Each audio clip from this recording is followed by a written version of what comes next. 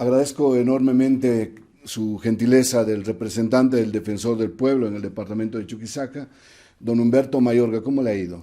Gracias por atenderme. Muy buenas tardes, Iván.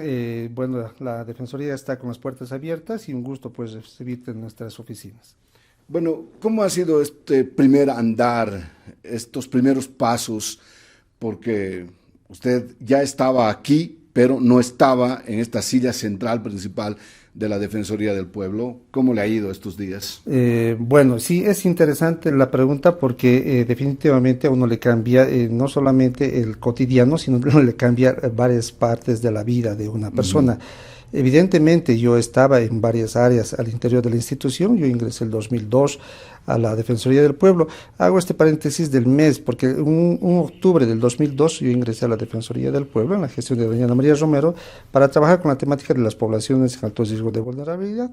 Ya, o sea, usted está desde la primera Defensora del Pueblo, Ana María Romero, ¿sí? Así es, el 2002, por eso hacía referencia al mes de octubre, que en un octubre de ese entonces ingresé para, en un primer momento en la Defensoría, trabajar con estas poblaciones en alto riesgo de vulnerabilidad. Y como es la vida, ¿no? En octubre vuelve, pero ahora a la silla central. Así es, después ya de un largo recorrido interno dentro de la Defensoría, atravesando otras unidades ya de atención de casos, investigación especializada, una temporada como coordinador regional, paso el 31 también de octubre de este año, cuando el Defensor del Pueblo, en una visita muy rápida por acá, el doctor Pedro Calizaya, pues confía la delegación sobre mi persona. Entonces cerramos un ciclo también en octubre y empezamos ahora otro con esta dirección. Bueno, dentro de este país que se rompe la institucionalidad, me parece que ahora se mantiene la institucionalidad porque confían en una persona que estaba precisamente en esta institución. No es alguien que diga, tengo que conocer cómo funciona, de qué se trata, sino usted ya sabe y conoce desde dentro. Sí, creo que eso es una ventaja en el sentido de que el desafío principal y en lo que apostó el doctor Calizaya es recuperar un poco la esencia de lo que fue la primera Defensoría del Pueblo. ¿A qué me refiero? En la gestión inicial de la Defensoría, cuando se consolidaron estas bases a nivel nacional, se formaron los pilares sobre lo que se ha consolidado la Defensoría en ese entonces, ¿no? Y lo que se pretende ahora es un poco recuperar esa mística de trabajo que nos ha dejado el legado de doña Ana María Romero. O sea, creo que ese es el desafío, haciendo esta comparación de tiempos, de que sea una defensoría con ese legado inicial, con esa mística de trabajo, recuperar esa mística de trabajo y plantearla en un nuevo ciclo. Bien, la Defensoría del Pueblo, ¿de qué se ocupa? ¿Qué es? Bueno, ya han pasado algunos años, la población ya sabe un poco, conoce, pero recuérdenos, ¿de qué se ocupa una Defensoría del Pueblo? Básicamente la Defensoría del Pueblo es una institución, si bien es del Estado, ¿no? Pero es aquella que debe fiscalizar, controlar, ¿no?, la administración pública. En otras palabras, que el servidor público haga su trabajo, haga lo que debe hacer, ¿no es cierto?, en el marco no solamente de la norma que le establece, sino en el marco de la Constitución Política del Estado, ¿no? Entonces la Defensoría debe exigir a que el servidor público realice, cumpla sus funciones en el marco de lo establecido, por una parte, y por la otra, que es la principal también, es la de difusión, promoción de los derechos humanos como mandato principal de la Defensoría del Pueblo. Bueno, cuando no hace caso o no hace su obligación el funcionario público, deme un par de ejemplos de qué estamos hablando. Bueno, es la exigencia que se debe hacer el Estado. Dicho en simple, pondremos un ejemplo en el tema de cárceles, ¿verdad?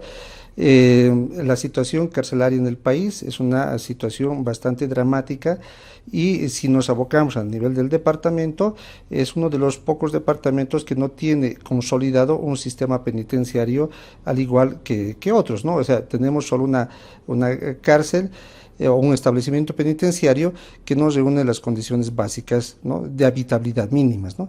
Pero el Estado es quien debe garantizar así sea por el tiempo eventual que la persona pueda permanecer, las condiciones mínimas. Entonces, ¿el Estado qué debe hacer? Interpelar, exigir a ese Estado, exigir a esas autoridades que brinden esas condiciones, ¿no es cierto?, de no hacinamiento, como se está llevando a cabo en la cárcel de Sucre, o lo que sucede en las carceletas. Pero es una responsabilidad del Estado. El Estado garantiza, debe garantizarlo, dice la Constitución. En el caso que hace la Defensoría frente a ello, debe exigir, debe interpelar, debe promover que exista políticas públicas para, en alguna medida, atender y, si es posible, resolver el problema que se acarrea a nivel de los centros penitenciarios. Pero con tantas autonomías, por lo menos así llevan de nombre, universidades, alcaldías o gobiernos departamentales o gobierno nacional, le tiran bola, le dan importancia al defensor del pueblo, a la defensoría del pueblo, le hacen caso, en pocas palabras. Mire, la Defensoría es todo un trabajo sostenido durante todos estos años, ¿verdad? Entonces, lo que se pretende ahora, bueno, con sus diferentes tal vez altibajos en todo este tiempo, pero lo que se pretende, y por eso hacía referencia a la mística de la primera Defensoría del Pueblo, es recuperar y buscar esta credibilidad institucional también, ¿no? ¿A qué quiero llegar? A que la gente sienta, ¿no?, que esta institución también es parte de ella, ¿no? Que la población sienta que esta institución va a abrirle las puertas para la atención de sus reclamos, de sus demandas y las gestiones que se puede hacer en procura de ellos. Este es un poco el desafío que se tiene para consolidarse también en una institución, en un interlocutor válido ante las exigencias que se puedan presentar más adelante. Estamos conversando con don Humberto Mayorga, él es el representante del Defensor del Pueblo en el departamento de Chuquisaca. Seguimos conversando con don Humberto Mayorga, él es el representante del Defensor del Pueblo en el departamento de Chuquisaca. Don Humberto, concretamente, la situación de vulnerabilidad pueblos indígenas en el departamento de Chuquisaca. Hablamos de los pueblos guaraníes que tantos problemas acarrearon durante los años 70, 80, por lo menos fueron visibles, falta de tierras, semiesclavitud, problemas constantes ahí. ¿Ha cambiado esta realidad? En alguna medida ha cambiado, en alguna medida. Aclaro y hago un paréntesis. El 2005, si recuerda, se emitió una resolución defensorial que fue la primera que se encaró de manera interinstitucional en ese entonces. Mi persona estaba siendo parte incluso de esa comisión que realizó una verificación en la zona para abordar la temática del empatronamiento en las familias guaraníes en la zona del Chaco chuquisaqueño. Antes del 2005, ¿no es cierto?, la situación de las familias guaraníes en la zona del Chaco era diferente a lo que fue después del 2005. ¿Qué me refiero después? Salió la resolución defensorial alertando al Estado la situación de la presencia de estas familias que en estos años actuales todavía persistía un régimen de empatronamiento, ¿no? Eso motivó, ¿no?, a que el Estado pueda crear políticas públicas que permitan revertir esa situación de empatronamiento. Se consolidó inicialmente una oficina de la Jefatura de Trabajo, de la Inspectoría de Trabajo, para hacer regularizar la situación laboral de estas familias en situación de cautiverio. Pero no fue solamente ello, sino este tema tocó fondo en los organismos internacionales. Hubo una relatoría especial que se vino a la zona del Chaco, hubo una sesión incluso de la Comisión Interamericana que vino a Sucre para abordar esta temática. Entonces, no le digo que el problema está resuelto en un 100%, pero sí hubo una diferencia de lo que fue antes. Fue a partir del 2005 que se alertó esta situación y obviamente quedan varios derechos pendientes, el reconocimiento de las autonomías indígenas, el reconocimiento de los derechos de los pueblos que tienen un asentamiento histórico. Entonces, o sea, se avanzó. Se avanzó, pero hay temas todavía pendientes que hay que abordarlo, que son retos institucionales que nos permitirán más adelante tener no solamente un relevamiento de información, sino que esta lucha histórica, este cambio progresivo que ha tenido, pueda consolidarse más adelante ya en estas autonomías, en el reconocimiento de los derechos de los pueblos indígenas, que son tareas pendientes. De acuerdo. ¿Qué pasaba con las niñas, especialmente niñas, que eran traídas desde los pueblos guaraníes, llevadas a Santa Cruz o llevadas a digamos, centros urbanos como Sucre, venían a hacer servicios domésticos, sin derecho a la educación, sin derecho a la salud en algunos casos, como padrino, madrina, etcétera, e incluso quedaban embarazadas, etcétera, ¿no? Esa situación ha cambiado. Mire, yo creo que en el fondo, no solamente con los pueblos guaraníes, sino que todavía persiste en alguna medida la situación de maltrato y violencia, ¿no? No solamente con este sector. Si bien era una práctica muy habitual, era un secreto a voces, que bajo la figura del padrino, que le voy a hacer estudiar o le voy a dar un techo, era una situación muy disfrazada de violencia permanente, ¿no? De abuso sexual, de sobreexplotación laboral y otras figuras negarles educación, negarles salud. Obviamente, identidad. Hemos conocido personas que están 40, 50 años acompañando a la familia que no tienen o que no han tenido un carnet de identidad, ¿no? Pero claro, ese sentimiento afectivo de que es mi padrino, es mi madrina, pongamos el ejemplo, hacía un lazo muy fuerte emocional que le imposibilitaban a plantear una denuncia, por ejemplo, ¿no?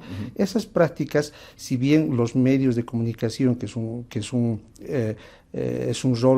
un rol importante, difunden, socializan, y la misma comunidad, la misma gente sabe ahora que no puede continuar esta figura, permite en alguna medida de que se pueda tomar recaudo sobre esta situación.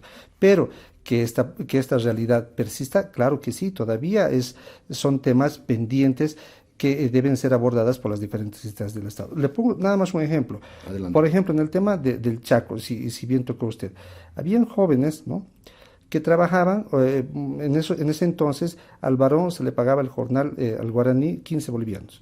A la mujer, por un trabajo similar, ¿no?, que atendía la tierra, hacía la comida, llevaba al potrero la comida, le pagaban 7 bolivianos, la mitad del jornal. Pero en el caso de los niños, ¿no?, bueno, a los jóvenes, encontrábamos varios jóvenes que trabajaban todo un año con la promesa de que les iban a regalar el patrón un caballo, ¿no? Entonces la ilusión de ellos era, tener un caballo era como tener una movilidad para nosotros, ¿verdad? Entonces, era una sobreexplotación para lograr tener un caballo a fin de año. Pero en el caso de los niños, era parte de un juego ayudar a los padres, a pelar maní, a ir a llevar al potrero, traer la comida, llevar cosas, era parte del juego, ¿no? Había un trabajo evidente que realizaban ellos, imagínense, si lo monetizaran, ¿no?, la figura cambiaba, pero esta situación de explotación, de maltrato y de violencia era algo que no se podía tolerar. Eso lo refleja este informe defensorial del 2005, es una resolución defensorial que ha permitido visibilizar esta problemática que no pierde vigencia en algunos aspectos, y ahora podemos recordarla como un elemento que ha marcado un hito en el caso del Chaco de mejorar la situación de las familias guaraníes en el Chaco chuquisaqueño. Bien que recuerda la gestión de Ana María Romero, porque recuerdo todavía algunos spots, alguna campaña, cuando decía, discriminamos sin darnos cuenta. Tal vez continúa esa figura porque hay gente que todavía no conoce tal vez y totalmente sus derechos, ¿no? Es el caso, por ejemplo, de los niños que son traídos o que trabajan como una especie de juego, pero que sí realmente están cumpliendo labores, sí, cotidianas de trabajo, ¿no? Evidentemente, o sea, el conocimiento es la única defensa. En la medida que la persona no conozca, ¿no?, fácilmente va a ser vulnerada en sus derechos. Como dijo, el conocimiento. El conocimiento es la única defensa. El conocimiento es una poderosa defensa. Claro, el hecho de saber, de conocer mis derechos, de saber hasta dónde puedo, no puedo hacer las cosas, de mis exigencias, de mis limitaciones, pero si los conozco, ¿no? Claro, pero si los conozco a través de mi entorno, de mi familia, de los medios de comunicación, pero una información adecuada, una información sana, claro, yo voy a poder defenderme. No necesito de otro elemento más que es el conocimiento. Bueno, pasemos a las cárceles que de todos modos tienen que brindar salud, educación en lo que se pueda, condiciones mínimas. Se ha conocido carceletas en el departamento de Chuquisaca que no reúnen las condiciones o que dejan las puertas de par en par abiertas porque no tienen recursos económicos para poder financiar alimentación, pero sí pueden ir a trabajar, ganarse algo. ¿Cómo están las cárceles de Chuquisaca? Bueno, no es una novedad, no es un secreto. El establecimiento penitenciario de Sucre lo tenemos a pocas cuadras de la plaza principal, Ujú. está en el centro de la ciudad. No es una institución alejada de nuestra vida diaria, ¿no? Por una parte. Por otra, es también de manera pública y conocida que es una institución o una infraestructura que no fue diseñada para tal efecto, ¿no? Quizás en su momento permitió albergar, de acuerdo a la población que tenía nuestra ciudad, y bueno, era considerada una cárcel hasta modelo en su momento, ¿no? Con el paso del tiempo, ¿no? El crecimiento de la población y la situación jurídica y los hechos que han sucedido, hace que estas cárceles tomen más, bueno, han sido abarrotadas de varias personas privadas de libertad. Causas pueden ser varias, ¿no? El tema de la justicia y otras, pero el hecho es de que están en un lugar tan pequeño, estas personas, que genera problemas de salud, que genera problemas de educación, que genera problemas de trabajo. Y si esa realidad es tan lamentable en nuestra ciudad, mucho más en las carceletas de los departamentos. Le pongo un ejemplo: Padilla. Si usted ingresa a la carceleta de Padilla, ¿no? Si bien tienen 3, 4 habitaciones donde están ellos acomodados, si usted visita las cocinas, están infestadas de ratas y ratones, ¿no? Correteando por toda la cocina, sus cocinetas, sus productos. No son condiciones para que una persona incluso pueda reintegrarse a la sociedad de una Claro, manera que es digna el también. principal rol, ¿no? Claro, entonces, si no le damos las condiciones también a una persona que está atravesando temporalmente esta situación, ¿qué esperamos después de, ¿no? Camargo no tiene una infraestructura. Si la tenía antes, ¿no? Que estaba al lado de, si no me equivoco, era de una iglesia. Esa infraestructura de antes era como para hacer una película del terror. No tengo otra descripción más que esa. Los pasaron a otro lugar, ¿no? Que es el ex hotel prefectural, si no me equivoco, pero también es un centro muy improvisado, ¿no? El privado de libertad del área rural no se va porque no quiere, porque podría hacerlo. No hay una seguridad penitenciaria, no hay un refuerzo policial que esté detrás de ellos. Las condiciones son muy limitadas. Entonces, De acuerdo. con esos dos ejemplos le demuestro de que hace Y falta. son, si son más o menos capitales de provincia que, bueno, que deberían tener las condiciones. Claro, mire, Monteagudo, Camargo, Padilla, son, pues, o sea, no estamos hablando de municipios muy alejados. Además, en estas carceletas vienen personas privadas de libertad de todos estos municipios cercanos, pero no hay una atención adecuada que le permita a la persona y al Estado garantizarle, ¿no es cierto?, el post penitenciario, o sea, qué pasa después de, ¿verdad? Claro, Entonces, claro. cuando hablamos, por ejemplo, ¿por qué existe mucha esa incidencia? Yo le pongo ahí un ejemplo un ejemplo que nos puede ayudar a entender la cárcel. Si usted ingresa a un hospital y en ese hospital no hay buenos médicos, no hay buenos medicamentos, las salas, no hay espacio en las salas, los laboratorios funcionan mal, los insumos no son los adecuados, la infraestructura no le permite que garantice su restablecimiento de su salud. ¿Qué es lo más probable que va a pasar con usted? O se muere antes de salir del hospital, o cuando salga va quizás a tener alguna otra infección intrahospitalaria, o cuando salga su problema va a repercutir y va a tener que volver al hospital para nuevamente intentar otro tratamiento. O sea, Pero, la cura puede ser peor que la enfermedad. no, pero ¿qué pasa si usted ingresa a un hospital donde hay buenos médicos, hay una infraestructura adecuada? No le estoy hablando de lujos, pero le estoy hablando de una infraestructura De lo mínimo, adecuada, de lo claro. mínimo, que cuente con los insumos necesarios, el equipamiento, un buen laboratorio, un tratamiento adecuado. Lo más probable es de que sí me puedan dar de alta y no me muera antes de salir. Y si me dan de alta, tengo un tratamiento que me permita garantizar mi derecho a la vida y a la salud. No volveré quizás por el mismo problema, o tal vez no volveré al hospital. Entonces, si hacemos esa comparación mínima con las cárceles, podemos ver que es necesario darle una mirada también, porque si le ponemos una atención prioritaria a las cárceles, estamos asegurando también una sociedad diferente, ¿no? Pero si no le damos una atención prioritaria, ¿qué esperamos nosotros también como parte de la sociedad? Es don Humberto Mayorga, él es el representante del Defensor del Pueblo, de la Defensoría del Pueblo en el departamento de Chuquisaca.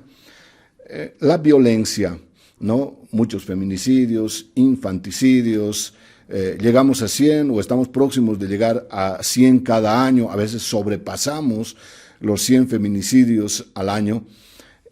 Resulta que la atención municipal, los servicios legales integrales o las casas de acogida no terminan de funcionar bien y no hay una instancia que diga, a ver, pongan un psicólogo, pongan una trabajadora social, pongan un abogado para atender en una primera instancia con calidad, calidez a la gente que acude a estos servicios, ¿no? De Defensoría de la Niñez, etcétera, ¿no? Diferentes instancias. ¿Cómo hacemos para que pueda reaccionar el Estado frente a la violencia y la atención que debe prestarse a la mujer? Casi estamos por los 75 feminicidios a nivel nacional, ¿no? Este año. Sí, en los últimos reportes estadísticos estamos por ahí. El tema de la violencia es un tema muy sensible, ¿no? Sensible digo porque estas políticas públicas, municipales o departamentales, muchas veces no se ve un resultado en algo físico, ¿no? Hablamos de un tema social. Por lo tanto, estas instancias deben apostarle a este desarrollo social. No solamente el desarrollo físico es medible para decir que un departamento, que un municipio está en desarrollo, ¿no? Está en desarrollo un municipio, un departamento, cuando la inversión social también va de la par, ¿no es cierto?, del desarrollo del departamento, del municipio. Yo recuerdo, había una resolución, la número 72, si no me equivoco, incluso en la gestión de doña Ana María, que ya pedía ella la institucionalización del personal de las defensorías de la niñez y los servicios legales integrales municipales. Le estoy hablando de unos ¿Qué pedía, años, perdón? la institucionalización del personal, ¿no? Bueno. Le estoy hablando de hace más o menos unos 20 años atrás, ¿no? De las primeras resoluciones. ¿Qué implicaba ello? ¿Qué decía? ¿Qué quería decir con institucionalización? Que al ser un tema sensible, cuando una persona atraviesa este problema, acude a estos servicios, deposita una confianza, empieza un tratamiento con algún funcionario, ¿no? Pero estamos empezando este tratamiento, estamos empezando a generar esta confianza, esta química, y hay un cambio de personal, ¿no? Sí, porque la niña o la mujer cuenta realmente algo íntimo, pues, ¿no? Claro, después de 3 meses debo volver a confiar en otra persona después de haber salido de una situación de violencia, ¿no? No sé cómo me irá con esta nueva persona, como este nuevo funcionario, me podrá ir bien o me podrá ir mal. En la práctica, en nuestro municipio, lamentablemente se han dado casos en que uno acude a un servicio municipal, por ejemplo, y resulta ser que ha sido agresor, además de violencia, ¿no? Entonces, si nosotros no generamos un perfil adecuado del personal que va a trabajar, pero que le demos capacitación, que le demos sostenibilidad en el tiempo, obviamente, que sea adecuado para el tratamiento de estas víctimas, entonces no podemos garantizar un desarrollo social en los términos que se pretendería, ¿verdad? Entonces, en ese entonces se pidió que exista una institucionalización. Esta institucionalización permitiría, ¿no?, que estos equipos integrales tengan una visión integral de abordar esta temática, ¿no? Ya. Pero si esto no se ha logrado consolidar, ¿no?, durante todo este tiempo, son las luchas, son las peleas. Entiendo que hay procesos, hay compromisos de institucionalizar, es muy lento el camino, creo que va por compromisos para lograr aquello. Creo que la institucionalización es muy lenta, se está dando, pero todavía es muy lenta. Son desafíos de los municipios y de las gobernaciones que tienen que asumirlo. Ya, pero no solamente será de los municipios, será también en la policía, por ejemplo, ¿no? O en las gobernaciones, para que se pueda, no sé, por ejemplo, hay mancomunidades del garbanzo, del chuño, de todo hay mancomunidades, pero lograr mancomunidades por la violencia, por ejemplo, Alcalá no podrá contar con una casa de acogida de grandes dimensiones, pero sí lo podrá hacer con Sopachuy, con Padilla, con el Villar, para un poco generar una corriente de esas, ¿no? Digo, Hemos hecho mancomunidades por todo y por nada, pero no por la violencia, me pregunto, ¿no?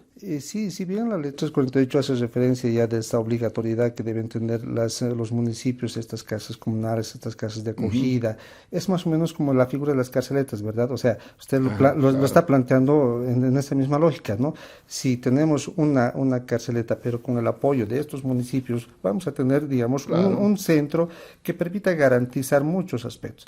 Si logramos garantizar que estas mancomunidades apuesten para eliminar o reducir los índices de la violencia, no solamente con aportes económicos, sino también con un compromiso de sostenibilidad de aquellos, tendremos también otros resultados, ¿no? A eso me refiero, que son desafíos que pasan por cómo también conciben las autoridades este tema. El tema del desarrollo, ¿cómo se mide? Por eso empezaba este tema que usted me planteaba. El desarrollo de un municipio, de un departamento, no se va a medir por la cantidad de calles asfaltadas o de edificios que se tengan, sino también se va a medir en los niveles de violencia, de incidencia de violencia que haya. Un municipio que tenga mínimos niveles de violencia, haya políticas públicas integrales, inclusivas, que aborden estas temáticas, pues será un municipio también pues saludable, responsable, que pueda esas buenas prácticas pues impulsar a otros, ¿no?